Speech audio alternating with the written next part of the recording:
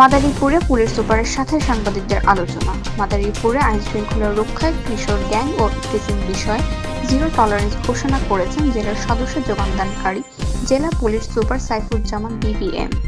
এছাড়াও মাদক নির্মূল সহ বিভিন্ন অনিয়মের ব্যাপারেও সাংবাদিকদের সহযোগিতা কামনা করেন তিনি।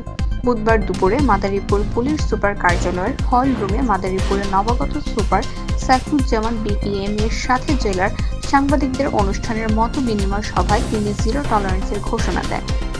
এ সময় সাংবাদিকরাও বিগত দিনের মতো বস্তুনিষ্ঠ সংবাদ পরিবেশনের মাধ্যমে পুলিশকে সহায়তার মাধ্যমে মাদারীপুরে উন্নয়ন কাজ করার মত প্রকাশ করে।